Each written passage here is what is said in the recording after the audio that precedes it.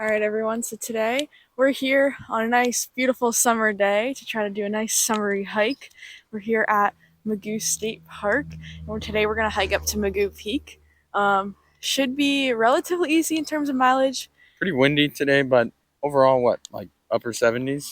Yeah, probably upper 70s, a little overcast.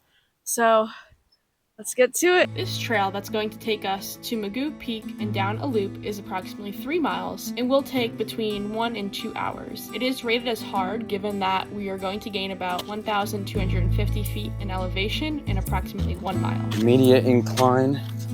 So before we get any further on the trail, just want to point out where we are right here. So right here is PCH.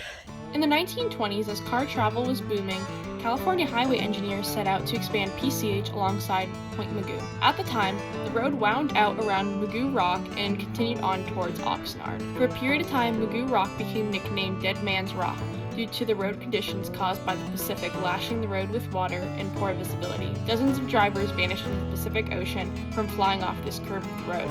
In 1940, after 3 years and 107 tons of explosives later, workers were successful in cutting through Mugu Rock, making the road much safer and accessible to PCH travelers. The former road eventually fully eroded into the ocean, proving the work of the highway engineers was necessary. However, if you look closely, you can still see remnants of this once well-traveled road.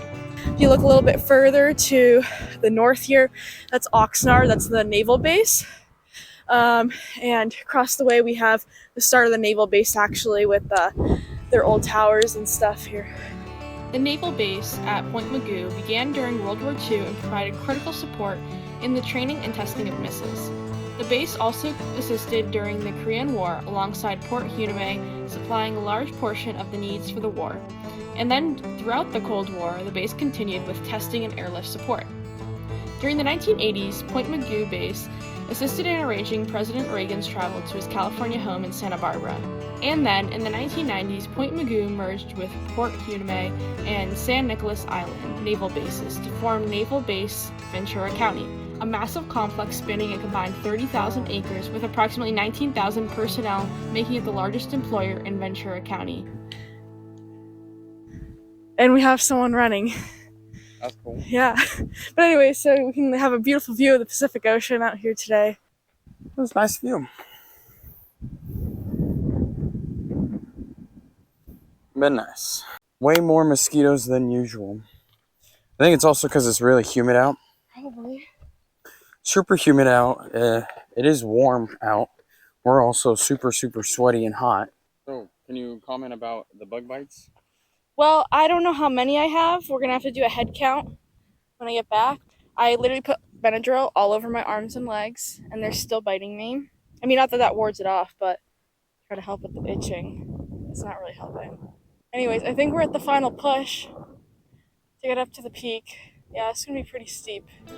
Modern-day Mugu Point State Park was once an area home to a large community of Chumash who inhabited the lagoon on the western side of Mugu Point and the La Jolla Valley on the eastern side of Mugu Point. This current trail has been a Chumash footpath connecting the two communities for roughly 6,000 years. In fact, the name Mugu Point derives from the Chumash name for the village, Mugu, meaning beach. Additionally, this area of Mugu Point was known to be a ceremonial center and capital of the Lulapin chiefdom. When European contact began in 1542, the Chumash slowly moved away from this cultural epicenter. However, archaeologists still study the state park due to the numerous historical and cultural artifacts found here.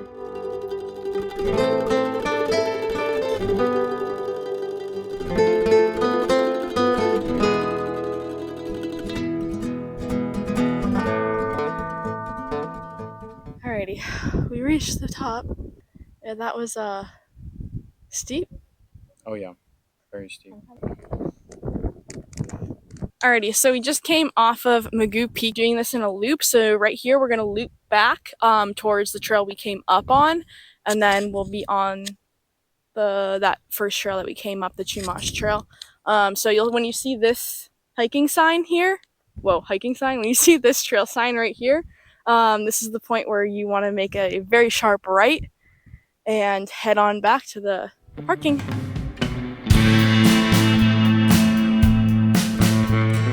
We are back at the car. Man, what a hike. It was very steep in the beginning. It did level out towards like the middle, and obviously it goes downhill towards the end. So it seems like one big loop.